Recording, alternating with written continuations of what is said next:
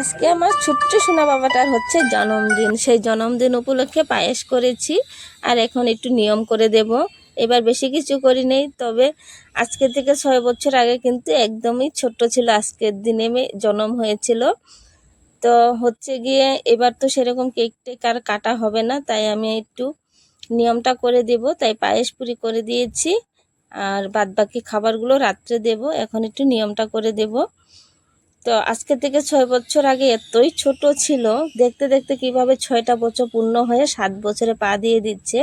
তো এখন ওর বাবা একটু ওকে আশীর্বাদ করে দিচ্ছে, তারপর আমি আশীর্বাদ করে দেব। আগস্টের 7 তারিখে ছিল ওর জন্মদিন। সেই আগস্টের 7 তারিখে ভিডিওটা করা হয়েছিল, তবে ভিডিওটা ছাড়তে একটু দেরি হয়ে গেছে, মানে অনেকটাই ঝামেলা ছিল, কাজের চাপ ছিল সংসারের, তাই ভিডিওটা এডিট করতে পারিনি। তাই এখন ভিডিওটা এডিট করে ছাড়ছি। তবে কিন্তু 7 আগস্টে জন্ম হয়েছিল। তো দেখো আজকের থেকে কিন্তু 7 বছরে পা দিয়ে দিচ্ছে আর ওর বাবা ওকে আশীর্বাদ করে টাকা দিয়েছে, ভীষণ খুশি হয়ে গেছে। এরপরে একটু পায়েস খাওয়াই দিচ্ছে। তবে আজকের দিনটা স্পেশালিস্ট, ভীষণভাবে স্পেশালিস্ট ধরতে গেলে। দেখো আজকের দিনে আমাদের নতুন একটা জীবন ফিরে পেয়েছিলাম। আজকের দিনে দেখো মেডিকেলে পড়েছিলাম আর এতটাই ক্রিটিক্যাল হয়ে গেছিল। একমাত্র পেশেন্টের মধ্যে আমি ছিলাম একমাত্র ক্রিটিক্যাল পেশেন্ট ওইখানে, এত বড় মেডিকেলে এত ভিড়ভাড়ের মধ্যে। সেদিন অনেক অনেক সিজার হয়েছিল, তার মধ্যে একমাত্র আমাদের ছোট্টবাবু ছেলে ছিল, আর বাদ বাকি যতগুলো মানে ডেলিভারি হয়েছিল সব মেয়ে ছিল। তো আগেও তো আমার ছেলে ভাবছিলাম আমারও মেয়ে হবে, তো সেই আশা নিয়ে তারপরে যাই হোক আমি ছেলেতেও অনেক খুশি, ওর বাবাও অনেক খুশি। তো এই ছোট্ট সোনা বাবাটা অনেক আমার ক্রিটিক্যাল অবস্থাতেই ওর জন্ম হয়েছে। তো দেখতে দেখতে কিভাবে পার হয়ে গেছে, মানে বুঝতেই পারিনি যে 7 বছরে পা দিল। আর হচ্ছে গিয়ে এই কষ্টের সময় দুঃখের সময় সবার থেকে বেশি সাথ দেয় আমার দিদি, মানে একটা বড় দাদা হিসাবে বলতে গেলে বলা যায়। তো যখনই আমার কোনো কষ্ট হোক হোক, মানে 14 দিন মেডিকেল ছিলাম, তার মধ্যে কিন্তু দিদি পুরো 7-8 দিন আমার সাথে একসঙ্গে ছিল, না ঘুমিয়ে না খেয়ে। তবে আজকে সেইভাবে কোনো অকেশন মানাই নেই, সেইভাবে কোনো বড় করে বার্থডে যেহেতু করিনি, তাই কাউকে ডাকিনি, একটু জাস্ট নিয়মটা করে রেখে দিচ্ছি। কারণ সংসারের মধ্যে অনেকটাই ঝামেলা চলছে, তাই এবছর সেরকম করে বার্থডে করছে না। এরপর ওর দাদা একটু ওকে আশীর্বাদ করে দিচ্ছে আর দাদাকে বারবার জিজ্ঞাসা করছিল কত টাকা দিবে। আর দেখো এদিকে হাসছে আমার ফুসকোটা, অনেকটাই খুশি। বাচ্চারা কিন্তু বড় সেরকম কিছু চায় না, তবে অল্পতেই খুশি হয়। তো যতটুকু চারি ওদেরকে যেন খুশি রাখতে পারি, সেই ভেবেই কিন্তু আজকের এই সাধারণভাবে আমরা বার্থডের নিয়মটা পালন করছি। তো তোমরা দেখতে থাকো, ভীষণ ভালো লাগবে।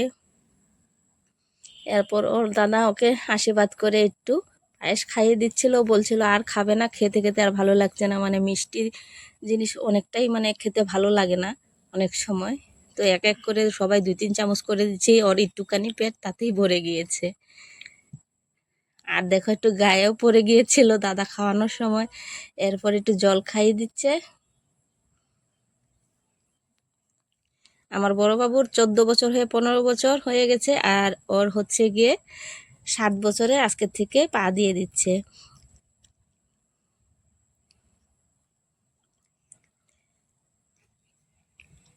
এরপর সবাইকে একটু প্রণাম করে নিচ্ছে, আমি বারবার বলছিলাম যে লাগবে না, তারপরও আশীর্বাদ নিচ্ছে। আর মা বাবার আশীর্বাদ সবার থেকে বড়, বড় দাদা হিসাবে বড় দাদা আশীর্বাদ করলো, সবাই মিলে আশীর্বাদ করলাম। আর তোমরাও একটু আশীর্বাদ করো, ওই যেন ভালো থাকে আর ভালো যেন একটা মানুষ হতে পারে, মানুষের পাশে যেন দাঁড়াতে পারে, সেইটুকুই কামনা।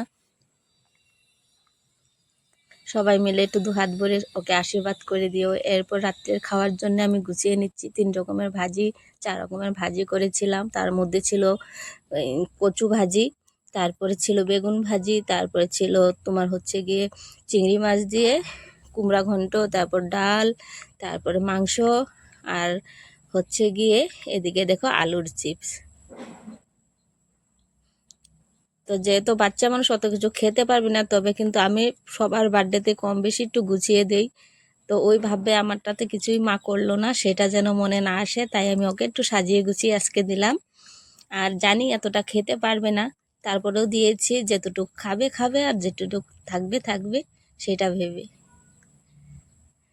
এরপর ডাল দিয়ে মেখে অল্প খেয়ে নিচ্ছে, হেসে হেসেই ভীষণ খুশি হয়ে গেছে, কারণ আজকে একটু সাজিয়ে গুছিয়ে দেওয়া হয়েছে ওকে।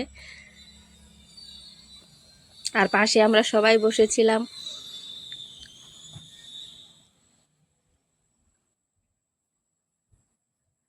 একটা কথা বলতে গেলে মানে আমার দিদি যতটুকু মানে আমার জন্য করে, আমার জন্য কেউ অতটুকু করে না। আমার যত কষ্টের সময় দুঃখের সময় ওই কিন্তু পাশে দাঁড়িয়ে থাকে। আর টাকা পয়সা সেটা সবচেয়ে বড় কথা না, মানে যখন মানুষ বিপদে পড়ে তখন মানুষের মাথায় একটাই জিনিস চলে যে কেউ যদি একটু ভালো সাজেশন দেয়, মানে কিছু ভালো কথা বলে বা যাতে একটু বুদ্ধি পরামর্শ দেয়, তারপরে কিন্তু মনটা অনেকটা হালকা হয়ে যায়। আর সেই কাজটা কিন্তু আমার দিদি প্রতিবারই করে। যখন আমি কোনো কষ্টে পড়ি দুঃখে পড়ি সবসময় কিন্তু আমাকে বুঝিয়ে এইভাবেই চলে। তাই আমি দিদির নামটাই বারবার নিছি, কারণ একমাত্র ওই কিন্তু আমার বিপদে পাশে দাঁড়ায়। আর কোনো লোক কিন্তু আমার বিপদের পাশে আজ পর্যন্ত দাঁড়ায়নি। বিয়ে হয়েছে 16 বছর হয়েছে, 16 বছরের মধ্যে অনেক কষ্টে দুঃখে জীবনযাপন কাটছে, যেহেতু সাংসারিক জীবনে স্বাভাবিক ওগুলো ভেবে এগুলো কষ্ট দুঃখ সব কিছু পার করে দিয়েছি। তবে বাচ্চাদের মুখের হাসিগুলো দেখলে তখন কিন্তু সত্যি করে মনটা ভরে যায়, আর কষ্টের সময়গুলো একদমই মনে থাকে না। তারপরে সবাই মিলে একটু ভাত খেয়ে নিচ্ছি, আর ওই লেগ পিসটা তো খেতেই পারছে না, অল্প একটু খেয়ে তারপরে বাদ বাকিটা রেখে দিয়েছিল।